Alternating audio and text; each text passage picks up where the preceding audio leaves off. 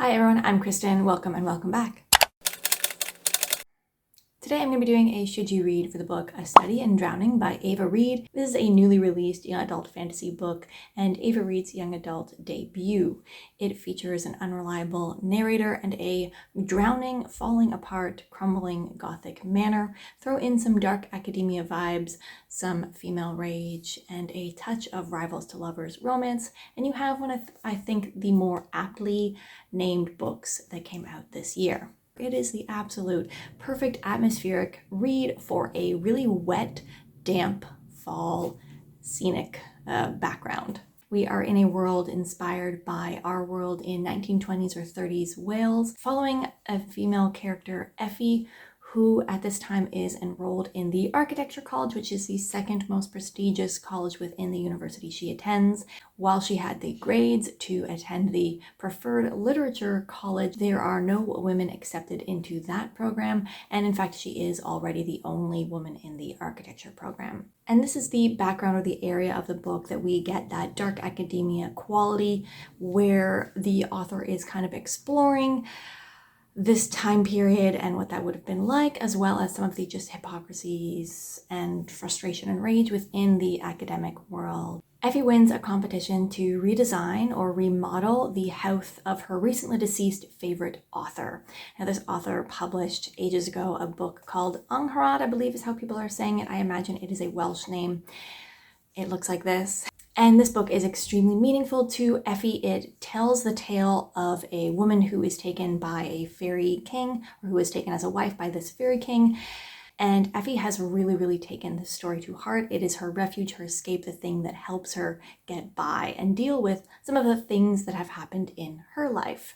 Something to note about Effie is that she is experiencing some hallucinations. She has since she was a young child, and she is medicated for this. So she is a bit of an unreliable narrator, as she isn't sure what is and isn't real. Although I would say that I think if this was an adult fantasy book, I think that could have been more vague. Because it is YA, I think the reader will be clear on what is and isn't happening. When Effie travels to the far distant south, or the bottom 100 as this area is termed, it is a very coastal setting that is literally crumbling into the sea around it, and this is where we get our gothic manor vibes, which I think were done extremely well. A very atmospheric read by the author. I think the language used in this book to portray and depict the atmosphere of this just like soggy, falling apart house and everything around it was absolutely brilliant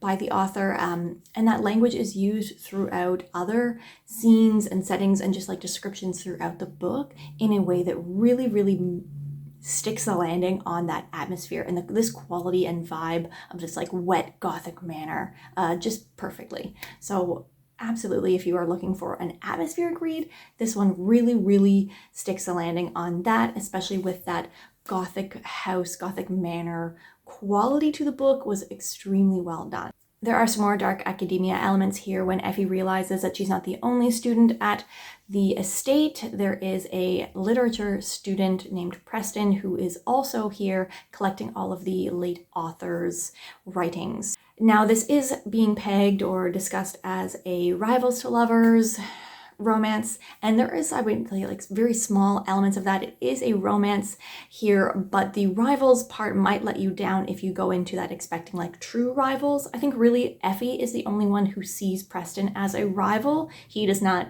see her as a rival. Effie is extremely upset and jealous that this is a man from the literature college that she wasn't allowed entry to simply due to her gender. So she really dislikes him. I think at the beginning he really could care less about her presence there at the estate. The fantasy elements here deal with the idea of the fairy king. He is featured in the novel, but is also the source of Effie's hallucination. And so there's some question as to whether or not that is or isn't happening again, as more and more is revealed about Effie's past, her past experiences, and what she is dealing with. Some things that I think were done really well that I can see being draws for readers are that gothic manor, gothic house kind of vibe. I will talk about the two like almost separate Gothic house versus dark academia endings that take place in a moment. And I'll just say rather that the Gothic house element of the story was really good all throughout, perfectly atmospheric, very dark and eerie, unsure of what is going to happen. While it starts off a little bit quickly, there's a very sudden almost shift in feelings or how Preston is perceived by Effie. I do think that the relationship was also done well. I wouldn't say that this is the most romantic story, although I have seen interviews where the author feels differently, that they feel that this is her most romantic work. And there are some really great scenes of them getting to know each other, talking through things, dealing with some of, or communicating through elements of their histories from a really great, I would say, mature young adult perspective. So it is not explicit. It's not like young adult trying to be, or like adult fantasy trying to be young adult fantasy. This is fade to black scenes, but there is definitely some graphic content discussed. Not that it is on page, but it is discussed as having taken place. Again, leaving the endings aside, I do think the dark academia element was also really done well, where it isn't about just being a setting at a school. In fact, they were at the school for very brief windows of time, but it's more an exploration and critique or breakdown of some of the hypocritical or even problematic elements of academia, particularly seen through Effie's eyes as a woman in this setting.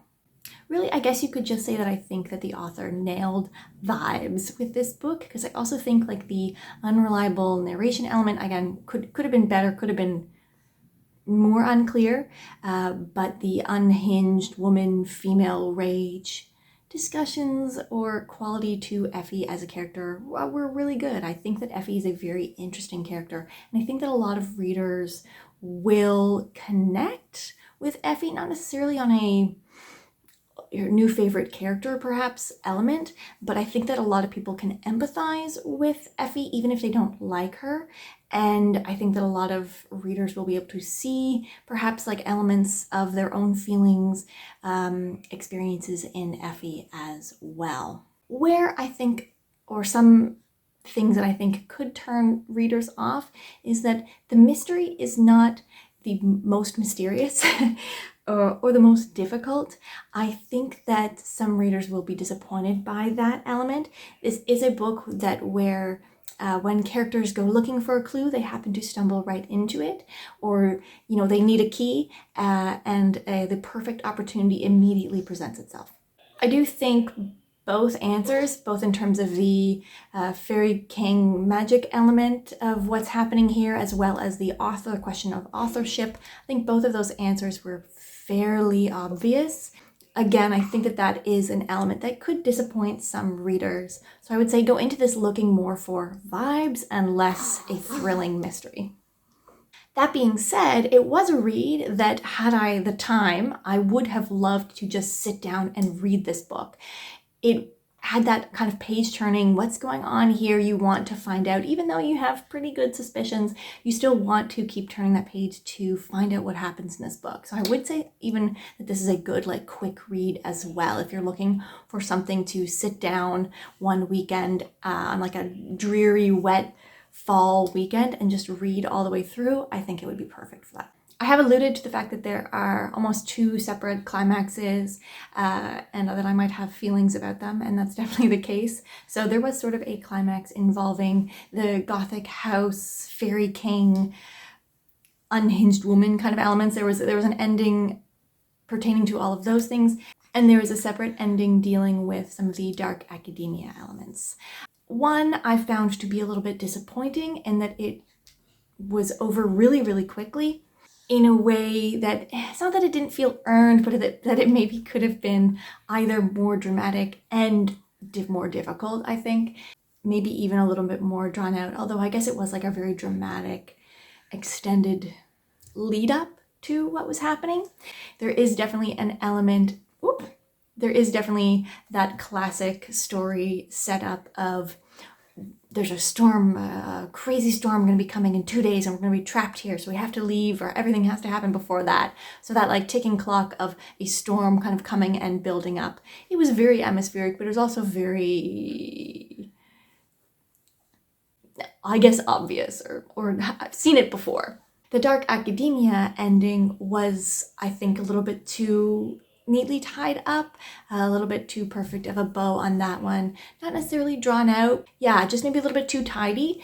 And this is the part of the book where I felt like it felt the most young adult, in the sense that I think, or all through the book, other than sort of the lack of descriptive graphic content on page, I wasn't really sure why this would have been distinctly young adult, other than the fact that, again, that content as well as the characters' ages involved, who are university-aged characters. I couldn't see anything that distinctly classified this as young adult until the ending, which I think was more of a young adult feel to an ending, as opposed to if this was an adult book, I think we could have had a potentially messier ending that didn't feel the way that this one felt, without giving away exactly what that feeling was. I think this was, again, a more young adult approach to an ending, tying up of knots, sort of tying up of ends, as opposed to something that could have been a little bit more complicated and a little bit messier of an ending if this was an adult book. Another critique could be in the simplicity, maybe, of Preston's character, in that he is one of those classic perfect male love interest characters who is, perfect in every way, compared to all of the absolutely horrible other men on page in this book. Every other man that is on scene or in a scene in this book, aside from a shepherd who gets about 5 lines at some point, otherwise all male characters are absolute leches in this book, except for Preston. So that is definitely a critique worth noting if you're looking for a little bit more complexity in your characters. So those are my overall should you read thoughts on A Study in Drowning. I do think this is the perfect rainy weekend, gothic, dark academia, wet, damp, soggy, falling apart kind of vibes for a book atmosphere. I don't even remember where I started that sentence. This is a great weekend read for that. If you are looking for that, I do think it did a really good job in those elements. If you are looking for something that is a little bit more complicated of a mystery, perhaps not the case. This might not work for you if you don't like unlikable characters, although I don't necessarily think that Effie is unlikable. I just don't think she'll be liked by everyone. But I will say that across the board, I think she is understandable and a very sympathetic character. Overall, this made me want to go back and read Ava Read's other novels. I did briefly start The Wolf and the Woodsman in October, but didn't finish it because I wasn't right in the moment. It was a little bit more tropey, actually, I thought. But again, I enjoyed this and the writing in this book enough that it made me want to go back and give that book another shot. Maybe pick up Juniper and Thorn as well. If you've also read this book, I'd love to hear if you agree with my thoughts or not, or if you've decided to pick this up. Let me know down below. I can't wait to hear what you guys think about it. I'll see you guys next time. Have a great day. Bye.